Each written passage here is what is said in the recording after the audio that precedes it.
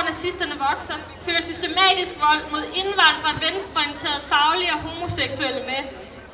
Vi skal stoppe nazisterne, mens de er små. Den 10. maj 2014 havde Danmarks Nationale Front fået tilladelse til at demonstrere på Christiansborgs Slotsplads.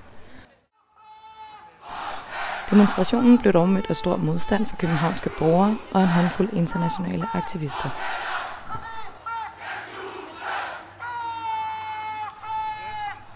Mere end 500 antifascister var dukket op på Halmtorvet i København til Racismefri Bys demonstration for at protestere mod DNF. Det var første gang siden 2. verdenskrig, at nazister havde fået tilladelse til at demonstrere i det indre København. Racismefri Bys demonstration gik til Axeltorv på Vesterbro, og der blev holdt taler og sunget sange, inden demonstrationen sluttede. Racismefri By havde ikke fået tilladelse til at gå hen til Christiansborgs Slotsplads, og derfor havde Antifascistisk Aktion planlagt at mødes kl. 14 ved Runde Tårn for at forhindre nazisterne i at sprede deres budskaber. De 30-35 fremmødte nazister råbte slagord som "Danmark for danskerne, udlændingene ud" og sang en enkelt sang, inden de blev mødt af massive tilråb fra de fremmødte moddemonstranter.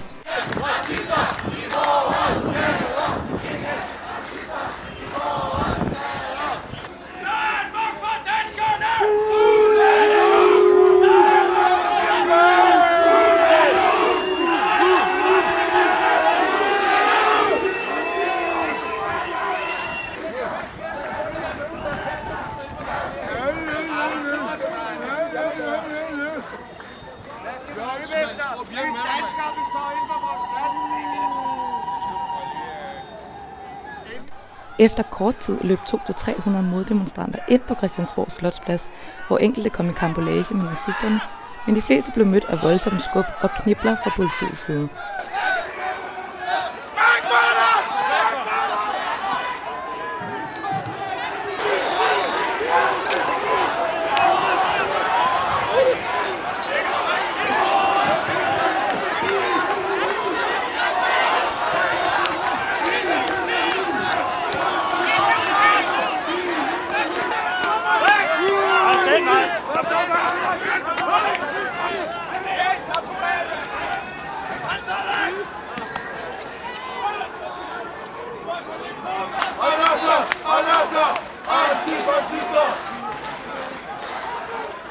Antifascister!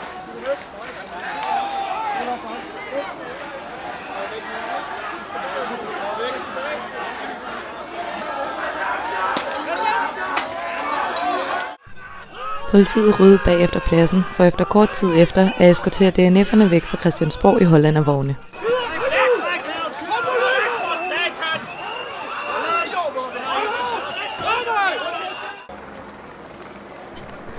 Moddemonstranterne løb ud i de omkringliggende sidegader, der hurtigt blev spærret af.